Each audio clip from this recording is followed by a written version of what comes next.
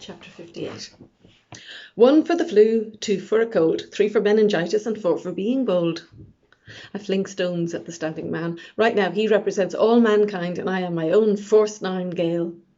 I know why Jeremy and I throw stones like this. It feels good. 5 for a limp, 6 for pus, 7 for the fact there will never be an us. How do you know? Says Mum. Of course she found me. She always does. This time I needed her too, but still at this moment in time I'd love to be anywhere else, to be anyone else. Only I know it has to end here and now, because it has all gone wrong. You had something to do with the website, she says. I shrug. Mum's tentative. Probably doesn't want to know the truth either. Not really. She paused to look around before continuing her inquisition. Okay, so you found it, is that it? Someone told you about the site and you thought... I set it up. Okay, she absorbs this incomprehensible fact. But I was match made. The matches were guilty as charged. So Rick was Simon, Grace, Chris. I shake my head, not trusting myself to speak. I know my voice would be tiny and insufficient. You? I nod. Mum takes a deep breath. I'm holding mine and staring at my hands. If I could blame them, they did the typing. But I can't. Then, after moments longer than several hells freezing over and opening ice cream parlours, Mum ups and walks away. I can't believe it. Doesn't she even want to know why I did it? I wanted you to be happy. Mum spins so sharp she could have dislocated a hip. By making someone up? You know more about me than anyone else, Angelica. I can't believe that you would betray my trust like that. Yeah, well, maybe you shouldn't have lied to me about Dad. It's true. She's not squeaky clean. But I still can't look at her in the eye. Maybe I'm my own self, an individual. Maybe I'm tired of you being sad and lonely and alone, because what chance have I if that's how you ended up? Didn't realise I was such a burden, she says, and walks away. Give her time. Guppy wraps a velvet throw across my shoulders while Teddy makes me sweet tea. It's a bit of a shock, that's all.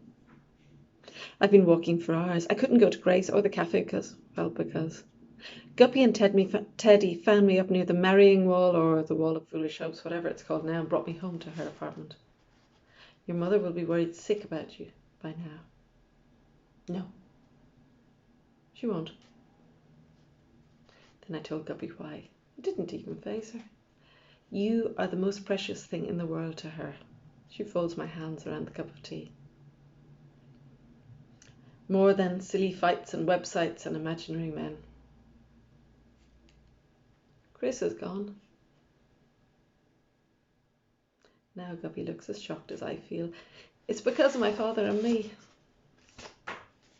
What do you mean gone? She says. I'm sorry, I've messed everything up. But I shouldn't be sat here feeling sorry for myself. I put my mug down on the table. Oh, Guppy, I have to find Mum, then I'll come back. Jeremy is in the lobby. Says he's heading back to Dublin and the wedding is off. All the time watching me to see how I'll react. What did you say to your mother? Nothing, I say. The truth. Some of it. You should have told her you weren't Rick. Yes, he says I should. I've nothing against you. I say you're my father and you're a stranger. Like an old friend of Mum's I've never met. I'd like to get to know you better, just not all at once. Maybe we could email and meet for coffee or go to a film and do stuff together, but right now I've got to find Mum. Have you seen her? He shakes his head. Want me to help you look? You could stay here for a bit, in case she comes back, and if she does, keep her here, no matter what. Mum's like me. When she's wounded really bad, she needs to be near the sea. I check her board is still in place, which means she's not playing kamikaze with the waves, which is a huge relief. I pick my way around the headland and find her on the whale's mound that used to be Wrecker's Rock. When the tide is out, you can walk across this sort of isthmus and climb on top, but it's the loneliest place I know. If you close your eyes, even before the tide cuts it off like a mini headland, you can feel the vibrations of the waves crashing into the rock beneath your feet. For ages I stand there watching. I don't know what to say to her. But I don't want to make things worse. So in the end I follow her out and sit nearby, because silence doesn't work either. I never meant for you to get hurt, Mum. I just thought, if I can do it for everyone else, why not my mum? I wish I was 7 again. I wish things were less complicated. I wish I was small enough to sit in her lap and be cuddled to sleep.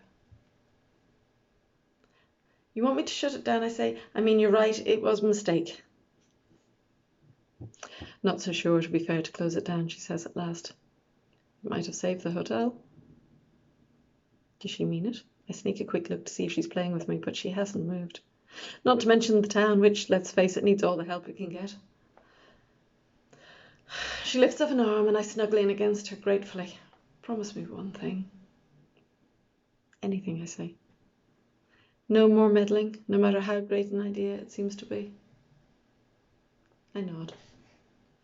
Mum holds out a thumb and I wrap my own around it.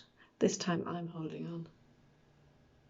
At least not until you're old enough to face the consequences yourself. What about Chris? Let's just work with what we have here and now, says Mum. I'm not exactly in a position to argue. Before the tide turns, we head back to the hotel, and I leave her to talk to Jeremy. They're going to keep in touch. Access to me and such. To be continued.